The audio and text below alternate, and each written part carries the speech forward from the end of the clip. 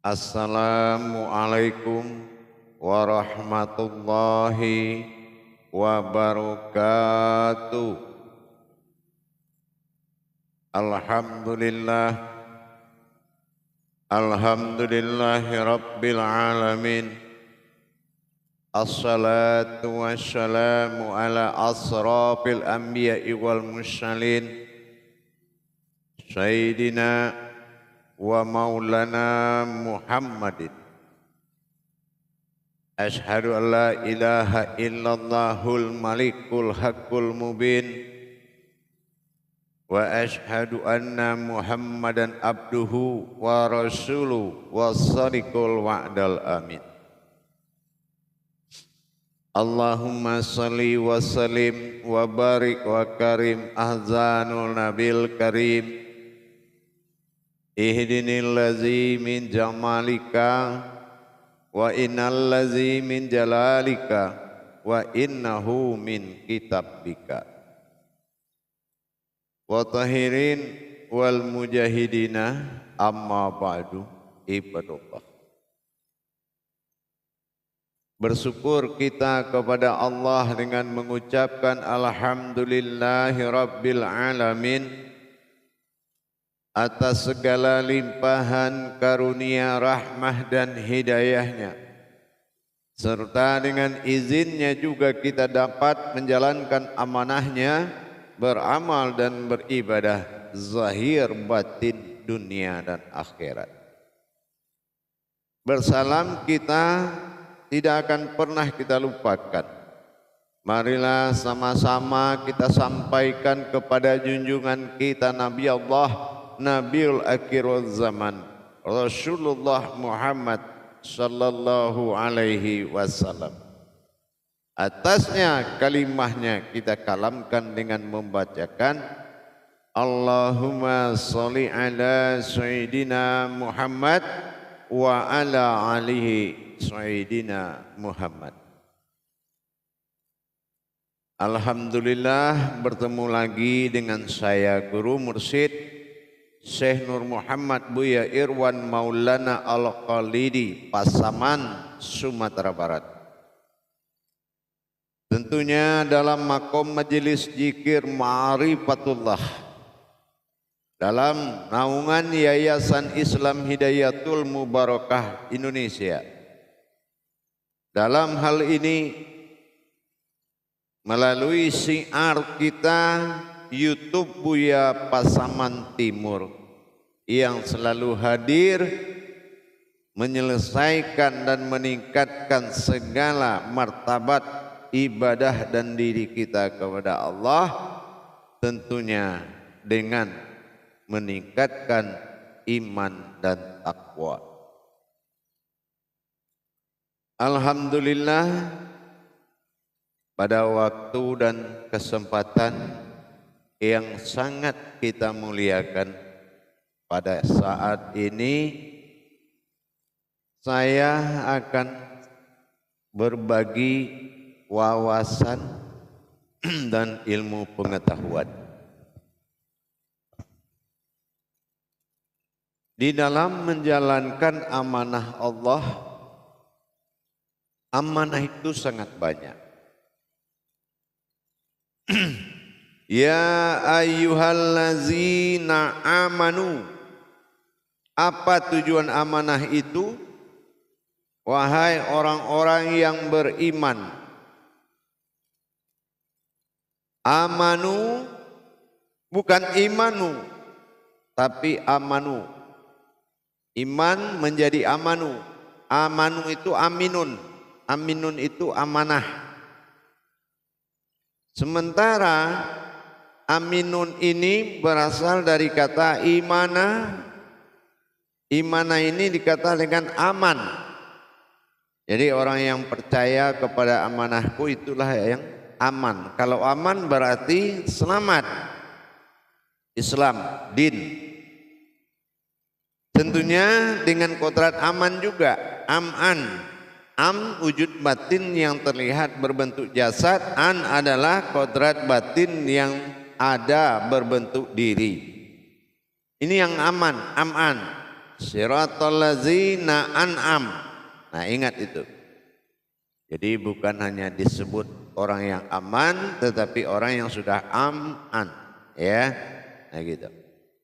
Dalam waktu pertemuan yang sangat kita muliakan ini, saya akan mengajak kita berwawasan, yaitu tentang jalur tauhid siriyah, yaitu dikatakan dengan sholat.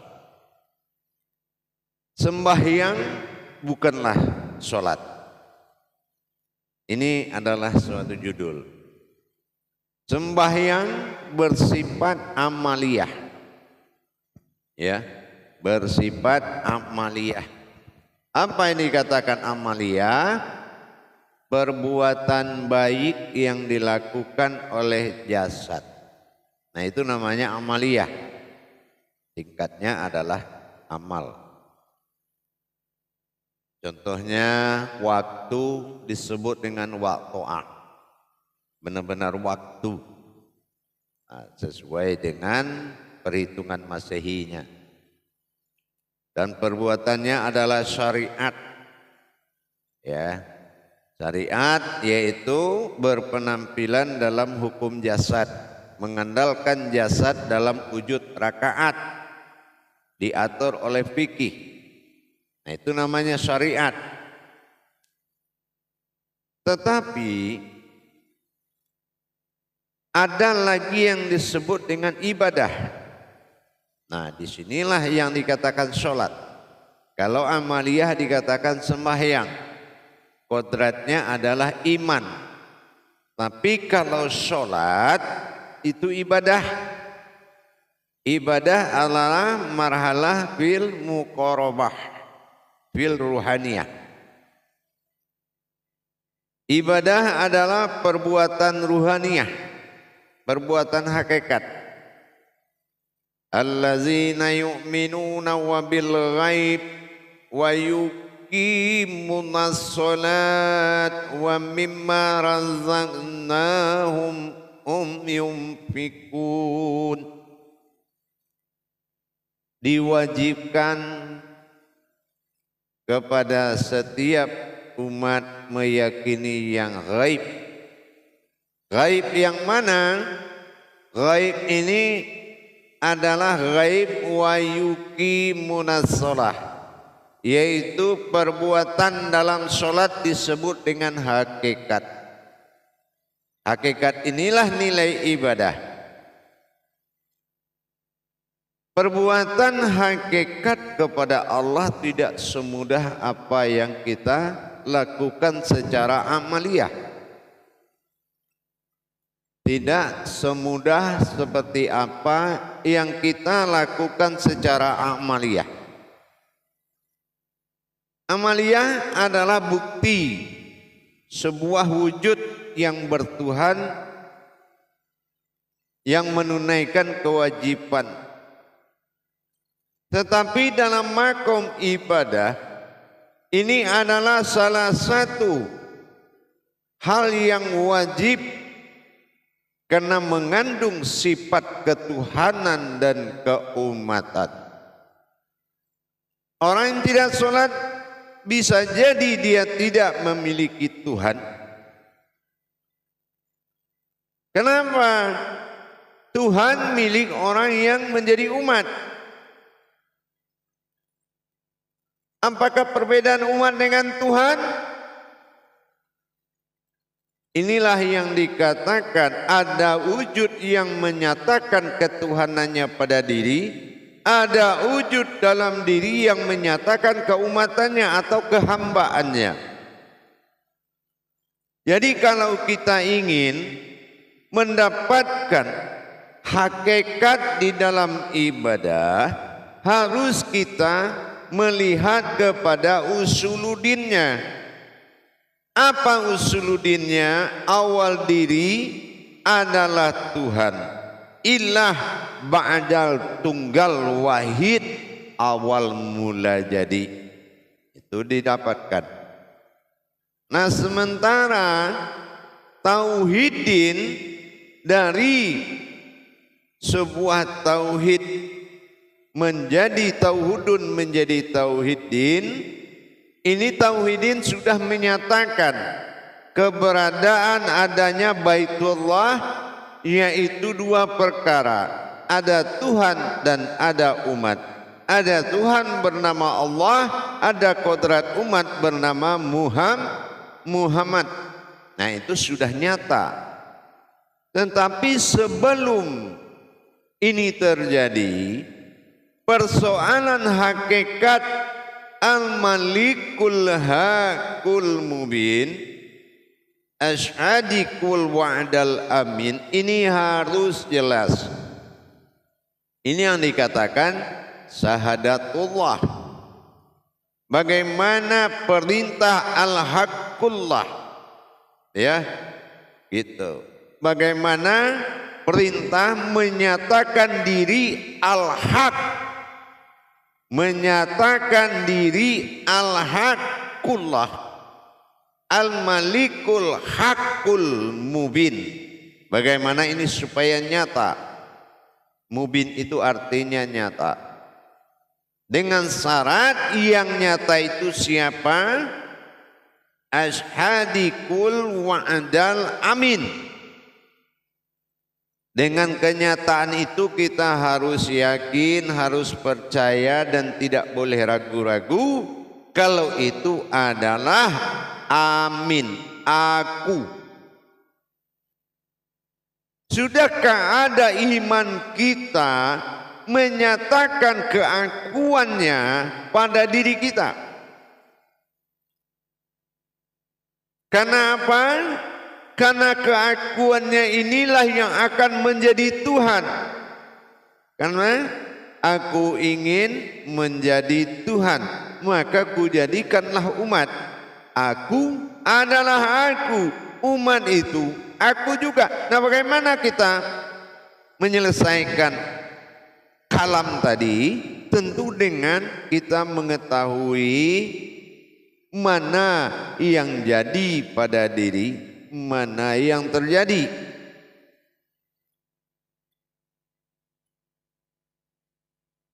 Seperti apa yang pernah kita lihat. Kalau wujud bernama wujud titik dua, siapa mana yang tahu mana titik Tuhan, mana titik umat? Yang tahu setelah kita bisa menjadi wujud atau titik. Tapi kalau kita di luar titik, tidak akan mampu kita melihat mana yang titik Tuhan, titik umat. Ta dalam beribadah, sirnya adalah hurufnya ta hijaiyahnya, titiknya dua. Tidak ada perbedaan. Perbedaan yang tahu siapa titik satu, siapa titik satu lagi adalah titik itu juga sendiri. Jadi dengan kita memahami hakikat solat itu wajib mentadabur ilmunya.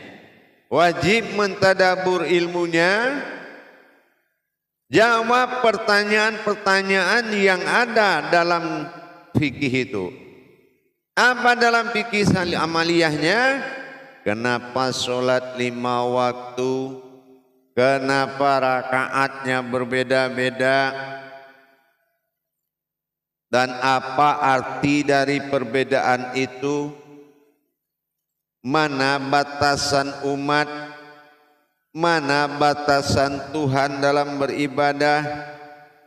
Mana kodrat alam? Mana kodrat rahasia dari 5 waktu itu? Dan itu semuanya adalah perbedaan. Perbedaan yang tidak bisa digambarkan. Dan ini adalah sebuah perjalanan. Ba'da. Ba'da itu, ba' itu bara atau bakah atau batin. Iya. Sementara dal itu adalah tajali atau perjalanan. Ini adalah perjalanan batinnya Allah. Siapa yang batin? Batin yang duduk pada tumbadil di akhir solat. Wujud adalah yang berdiri di awal solat. Makanya kalau kita beruntung afkalala fil mu'minin, yaitu allazihum salatihim qasiun, adalah orang yang mengerti apa makna berdiri dan duduk. Tapi kalau waruku'ini al sujudan, ruku dan sujudlah engkau, itu ibadah, karena di situ ada pensucian hakikat diri dan ada pensucian hakikat Tuhan. 3 pada ruku, 3 pada sujud. Dengan ayat yang sama melahirkan pandangan yang berbeda. Itu yang dikatakan ibadah. Dengan demikian para jemaah sekalian, tidak semudah kita melangkahkan kaki dari rumah, masuk masjid, jalankan rakaat, baca ayat, pulang lagi, kita anggap sudah sholat. Itu namanya sembahyang, rukunnya iman, bukan Islam. Tapi kalau Islam harus tahu bagaimana caranya menjadi satu dalam hukum qabla mutu anta mutu, melipat tangan, apa yang mati, siapa yang hidup. Syahadat menyatu, syahadah langsung ahad menjadi satu. Penuh dengan perhitungan-perhitungan hakikat. Siapa yang tanggung jawab kalau sudah mata batin hidup melihat kodrat? Inilah raka'aiti muni usolli. Ra'aiti muni usolli, solatlah kamu seperti melihat aku solat. Rasul mewakili kodrat tidak akan pernah membawa umat kepada yang salah. Maka ikutilah Rasulullah dalam mencapai wujud solat mukassafatullah, pertemuan dengan melihat dan mengikuti kodratnya. Apalagi kita berhadapan dengan masalah ma'buduni dan fa'buduni.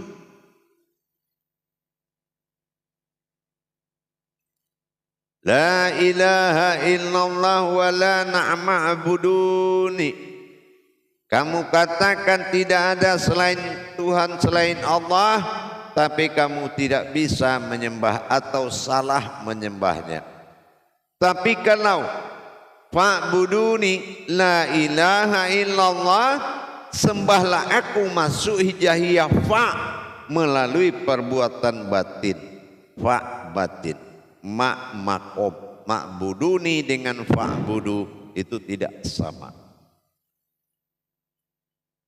Berhadapan dengan nilai-nilai hakikat, seperti kita juga melihat apa sih syarat sah salat, fikli, kauli, kolbi. Jelas, fikli siapa yang berkata, kauli apa kodrat yang dikatakan, dan lihat kalbi di mana dia salat. Leburnya ayat menjadi kauli, inilah solat. Inilah ayat. Nah, kita periksa satu-satu. Ayat tidak berlaku dalam solat kodratnya, tapi yang berlaku adalah kaulinya. Kauli apa? Hakikat yang berada di dalam ayat itu tersebut. Nah gitu. Jadi hakikatnya itulah yang akan disaksikan.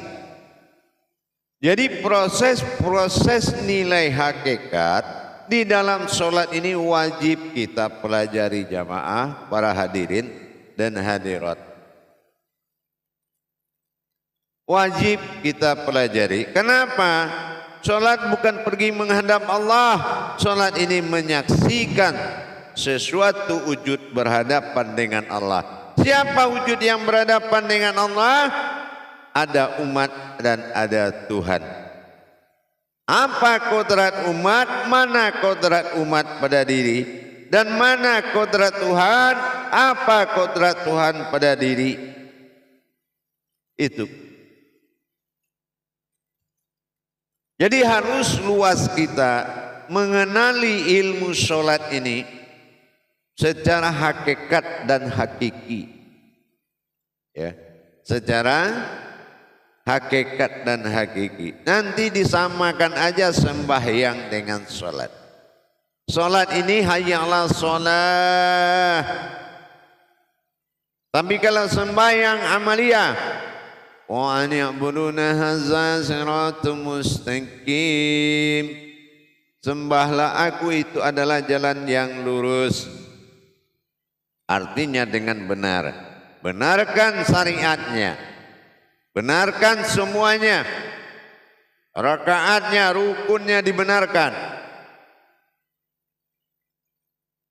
Tetapi dalam pelaksanaan jangan disamakan kendaraan dengan orang yang berkendaraan.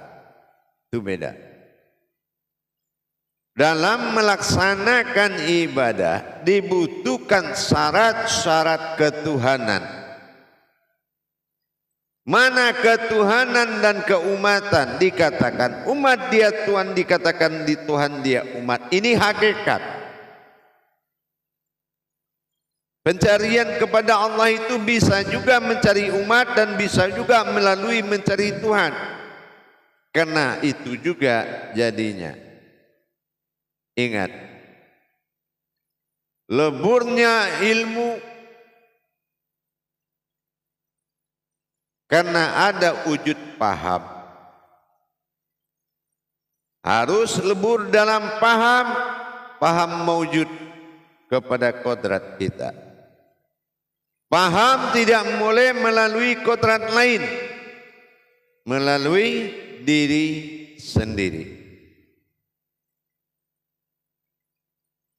Kalau dalam hukum ma'rifat, lebur paham wujudlah ilmu, lebur ilmu wujudlah aku. Lebur aku wujud Muhammad dan Muhammad itu aku juga. Ini hukum ma'rifat. Adakah iman kita di situ? Nah, ini prakteknya harus melalui perjalanan batin bernama sholat seluhu do'im, yaitu berhubungan batin dengan Allah. Dengan demikian kita ketahui ada sholat juga dinamakan salu ala min tawaf. Ada sholat ini yang bergerak 24 jam berhukum sholat. Arti sholat berhubungan batin 24 jam. Layaknya 24 kalam dalam syahadat. Ada juga digolongkan amal sa'diyah, yaitu ibadah tidak langsung melalui ba'da. Ini sholatul min mihrab. Nah, ini salu ala fil mikhrabi mu'min. Salat tempat mikrotnya orang berilmu. Apakah kita 5 waktu sudah ada ilmunya? Kalau belum ada ilmunya, harus belajar. Karena ini perbuatan Tuhan kepada wujudnya sendiri. Tidak bisa keyakinan segala cara. Tidak bisa kerajinan segala cara. Batasan iman, rakaat dan rukun. Batasan ilmu adalah wujud dan hakikat. Itu beda. Jadi kita harus benar-benar mempersiapkan. Mana diri yang tidak bersekutu menghadap Allah, dan mana wujud Allah yang akan menjadi wujud sembahan diri dan wujud hayatnya diri, tempat melakukan pandangan batin kepadanya. Itu harus juga jelas. Maka dikatakan agama itu milik orang yang berilmu. Hakikat agama itu apa? Umat dan Tuhan. Umat dan Tuhan, kita sudah tahu hakikat umat di diri. Apa sudah kenal hakikat Tuhan? Mana diri yang mengenal Tuhan? Karena di dalam diri itu ada diri, mencari diri dengan diri. Kalau bertemu bukan namanya diri, tapi satu wujud yang berdiri. Hakikat tauhid seperti ini harus kita bisa membedakan mana sembahyang yang berkodrat iman, mana yang sholat berkodrat ilmu. Sekali lagi saya ulang, mana kodrat sembahyang yang berkodrat iman dan mana sholat yang berkodrat ilmu. Ini perjalanannya beda. Kalau amaliyah menghadap Ka'bah, ruhaniyah berarti menghadap Kubah. Dalam Ka'bah ada Baitullah, ya, maka ruhani menghadap Baitullah, sementara jasmani menghadap Ka'bah. Sementara Ka'bah itu Baitullah, zahir dan batin. Nah, zahir kita harus ketemu Ka'bah dan batin ketemu Baitullah. Inilah yang hakikat amaliyah. Tapi hakikat ibadah, tidak ada yang mampu menghadapku kecuali kodratku sendiri. Tidak ada yang mampu mengingatku kecuali kodratku sendiri. Ini yang harus diperhatikan para jemaah kaum muslimin dan muslimat dimanapun berada, rahimakumullah.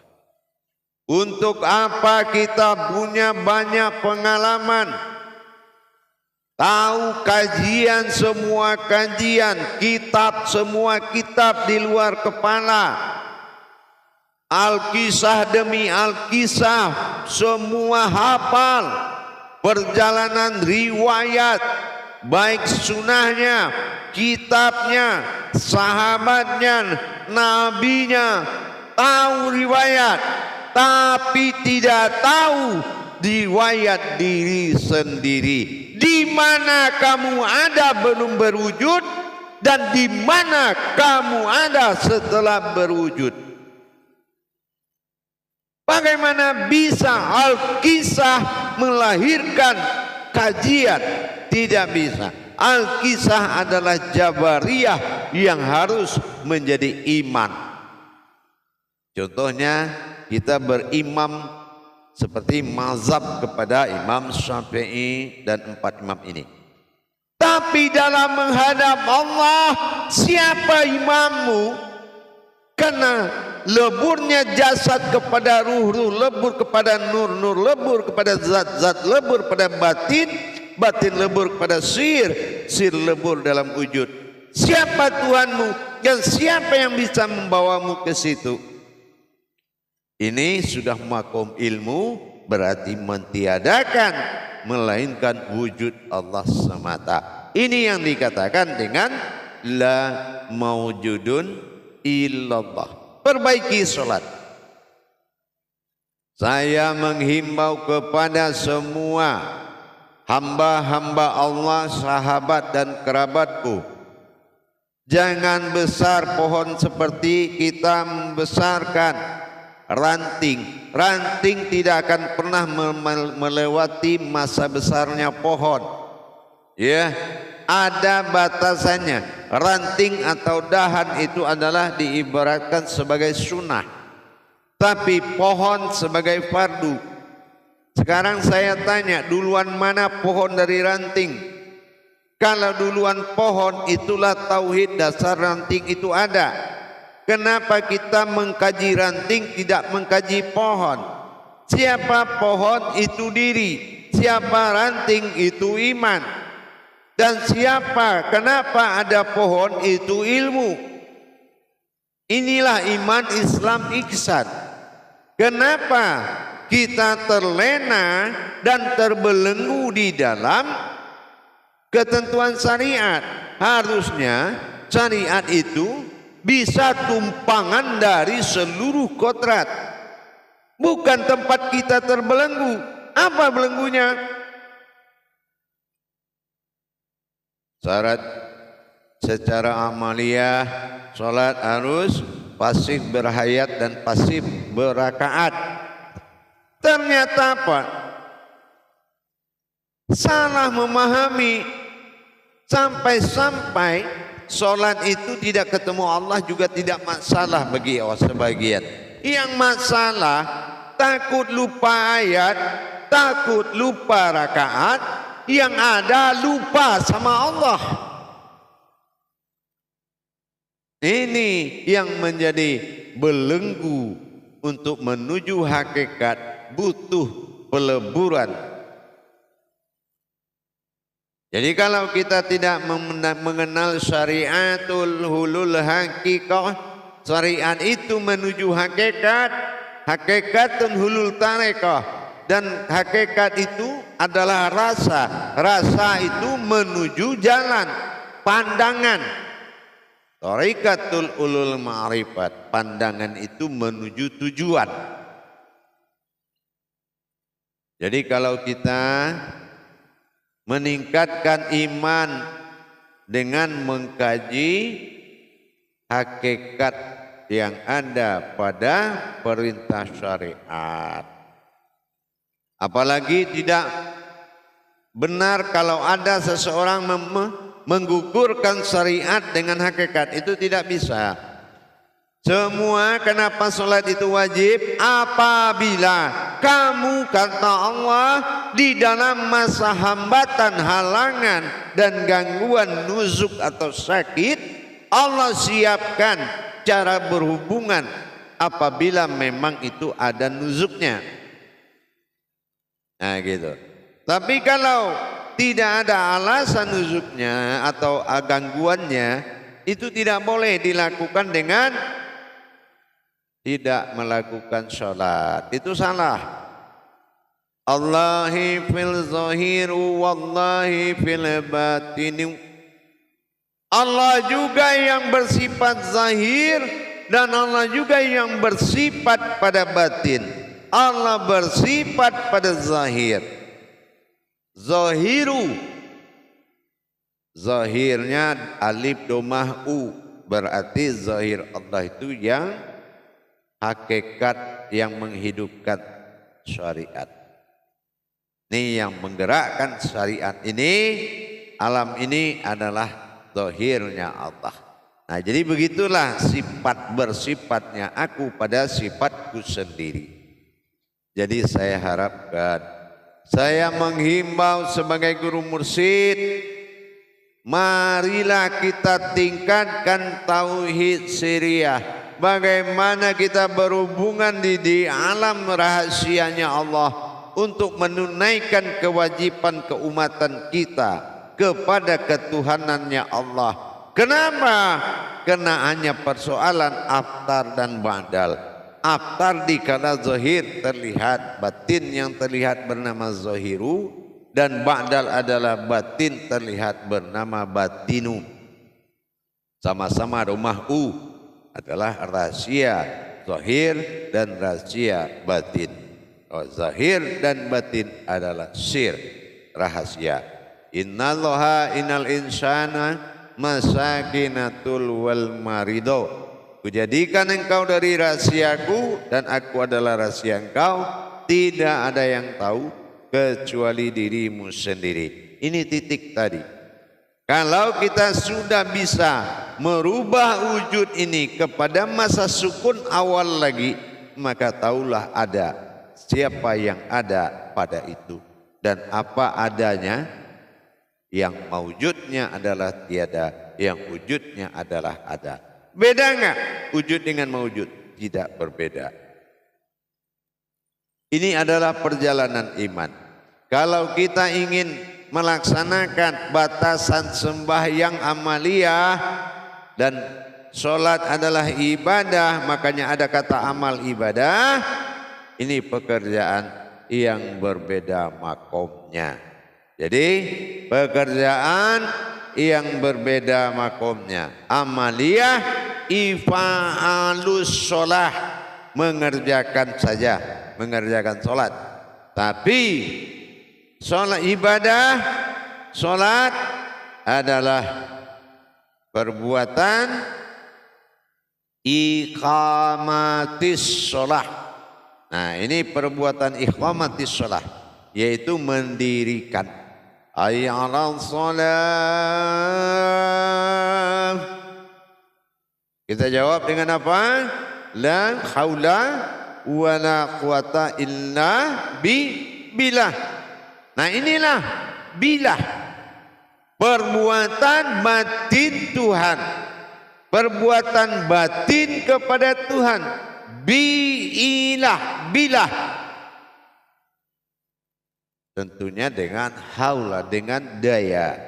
Jadi kalau kita tidak ada daya upaya, berarti makomnya adalah amaliyah. Nah, jadi kita harus meningkatkan ke makom ibadah.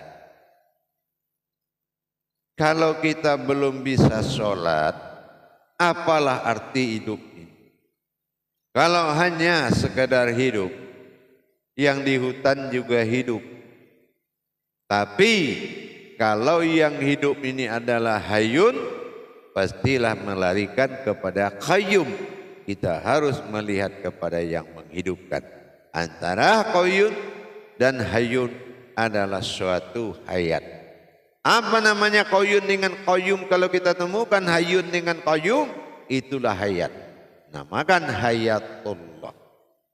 Jadi laksanakanlah, belajarlah untuk meningkatkan kualitas ibadah dengan kuantitas diri yang terutama harus dipelajari. Alhamdulillah, mudah-mudahan bermanfaat. Mengingatkan, saya hanya mengingatkan, jangan hanya kita memiliki pengalaman tapi tidak memiliki kekuatan. Jangan miliki pengalaman tanpa kekuatan. Ingat, kodrat, iradat, ilmu. Ya, harus ada kodratnya, harus ada iradatnya, dan harus nyata ilmunya. Jangan hanya terlena dengan cerita demi cerita. Cerita tidak akan merubahmu, tapi yang akan merubahmu adalah perjalanan yang mampu memperjalankan kamu. Insya Allah mudah-mudahan bermanfaat buat kita bersama. Saya Guru Mursyid Syekh Nur Muhammad Buya Irwan Maulana Aqaidi menghimbau dan selalu menghimbau kita tingkatkan iman dan takwa. Insya Allah mudah-mudahan bermanfaat. Dan bagi jamaah hadirin hadirat dimanapun berada, bagi yang ingin mendapatkan tuntunan bimbingan belajar ilmu tauhid ini dalam rangka kupas tuntas amal dan ibadah, ilmu, amal dan ibadah, silakan menghubungi nomor telepon yang ada di layar deskripsi YouTube Buya Pasaman Timur. Insya Allah kita akan selalu berbagi. Tapi kalau ingin menghubungi langsung ke nomor saya Guru Mursyid Syekh Nur Muhammad Buya Irwan Maulana Al-Qalidi, silakan menghubungi nomor telepon WhatsApp 0813 9833 7904 dengan Buya. Insya Allah mudah-mudahan kita akan selalu berbagi. Sholat tujuan awal dan sholat tujuan akhir. Barakallah. Assalamualaikum warahmatullahi wabarakatuh.